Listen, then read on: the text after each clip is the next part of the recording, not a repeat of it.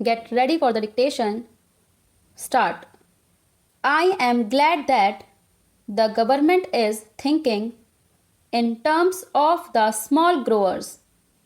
By all means, give them representation, but let not an attempt be made as though the bigger growers are not looking after the interests of the small growers, because that is far from the truth.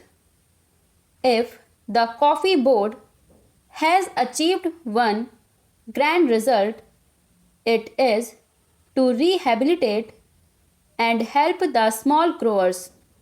So far as the question of payment from the pool is concerned, the small grower gets the full amount due according to the costing the moment he delivers the coffee. There is a separate method of costing and the whole amount is paid immediately, whereas in the case of the bigger growers it is not so. Payments are made as and when coffee is sold in the market and abroad.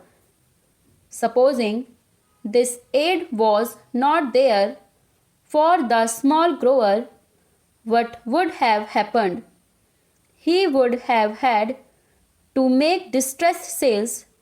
He would have had to take whatever the market was able to offer, and he would not have had the benefit of export prices, which rule as much as 100% over and above the home prices. The price of coffee abroad is twice as much as it is in India. The small grower would not have had the ghost of a chance of getting higher prices by the sale of coffee to foreign countries. Not only that, he also gets his basic price immediately on delivery of the coffee to the pool. Over and above all this, he gets the benefit of all the scientific research which he would not have otherwise got. He gets all the aid from the bigger growers because, as my honorable friend said yesterday, it is to the advantage of the bigger planters to help the smaller ones. There is a disease which is communicable and which can destroy the neighboring estates. So, in these multifarious ways, the small growers are today helped, and they are immensely thankful to the bigger growers and to the coffee board. Now a special plea is sought to be entered on behalf of the small growers.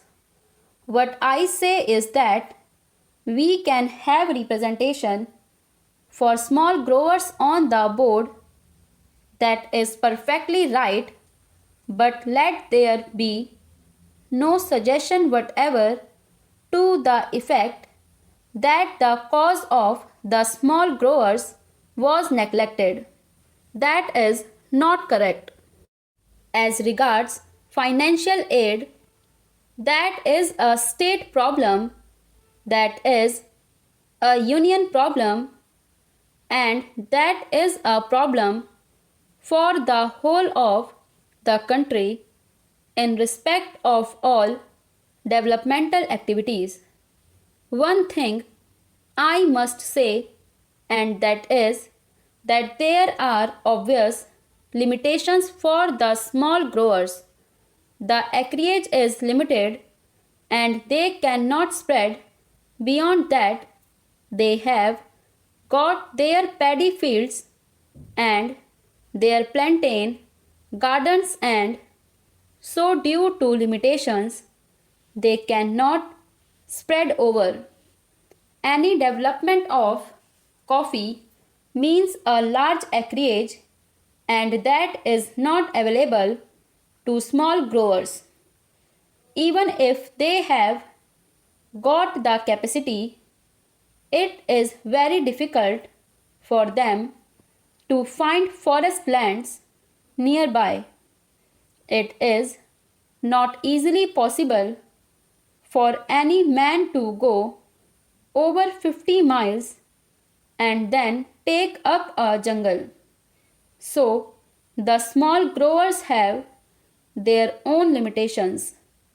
I am not going into that, but what I do say is that this idea introduced for the first time here in the parliament, that the interests of the small growers have got to be specially protected, is I submit a policy which will create a difference between the bigger grower and the small grower. I submit that there is no reason whatsoever to distrust the plantation industry and deny them the right to select their own representatives and to introduce the word nomination here. Why should we have nomination? If there is need for separate representation for the small growers, why should we not reserve a seat in each place for the small grower? That is the easiest and the best way to give representation to the small growers.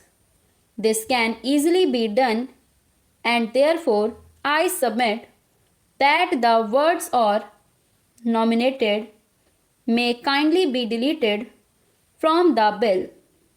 I do not know whether the procedure would permit of it, because there are certain difficulties, but in any case, if at least we get an assurance from my friend that these 12 are going to be elected, it would be something gained for a poor like me and for the industry. After the question of constitution of the board comes the question about the chairman. On that question, I hope, sir, that the House will kindly appreciate that for more than one reason it would not be the best arrangement to have a whole-time appointed chairman. There are two suggestions in this connection.